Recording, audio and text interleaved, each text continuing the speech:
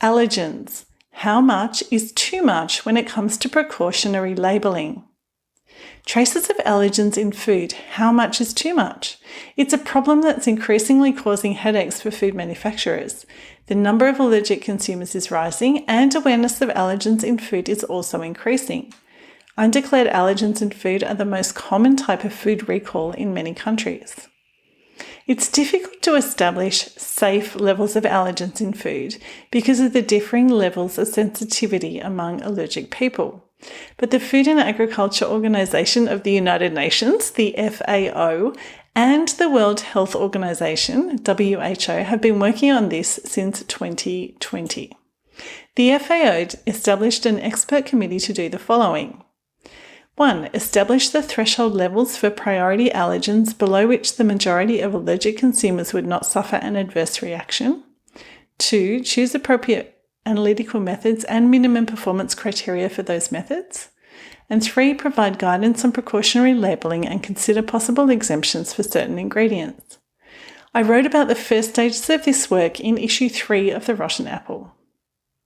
The committee has now released its recommendations, which will be used to provide guidance for the industry and may inform updates to the Codex Model Food Code for Labelling, as described in the Codex General Standard for Labelling of Packaged Foods.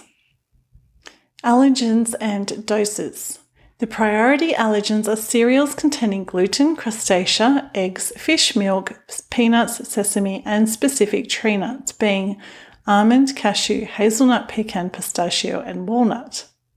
A number of allergens were excluded because of a lack of data about the severity and/or prevalence of their allergenicity or due to their regional nature.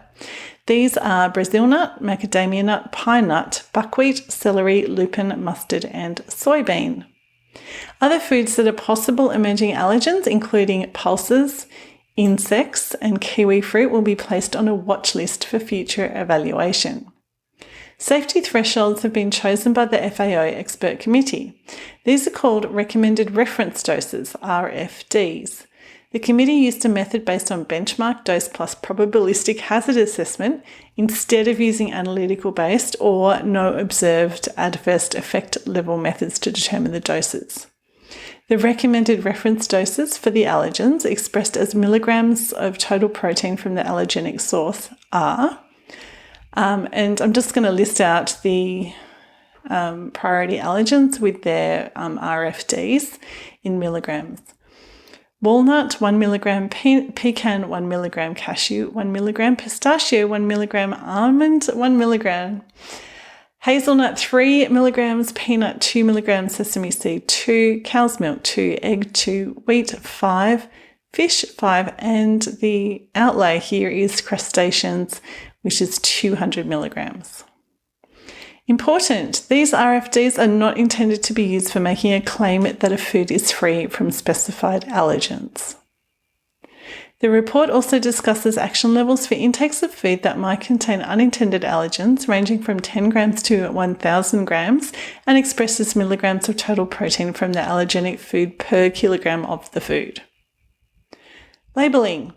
The committee concluded that precautionary labelling for the presence of unintended allergens is an effective strategy to protect consumers. This precautionary labelling currently takes the form of phrases like may contain traces of milk or similar.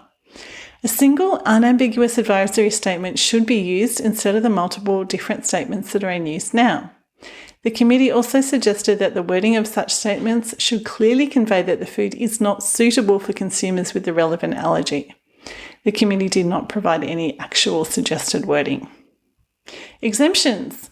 The committee also considered whether any highly refined foods derived from allergen-containing foods or containing allergenic foods, such as highly refined oils, might be able to be exempted from mandatory labelling. They recommended that any exemptions from labelling be based on the RFD divided by 30, which provides a safety margin. Risk assessments of each food or ingredient will need to be conducted before any exemption is applied. What next? The recommendations of the expert committee will be used by the FAO to formulate guidance for industry and consumers and might be used for updating the Codex Model Food Code for Labelling. In short, The FAO has decided on reference doses for major human food allergens to assist manufacturers with precautionary labelling. This will help food regulators and manufacturers which need clarity on how much unintended allergenic material is too much in food. A list of priority allergens has been created and reference dose recommendations have been published. Recommendations about wording for precautionary allergen labelling have been made, although no actual wording was proposed. The FAO committee recommends that precautionary labelling includes a clear instruction that the food is not suitable for consumers with the relevant allergy. Exemptions for highly refined foods and ingredients made with or containing allergens may be possible based on risk assessments.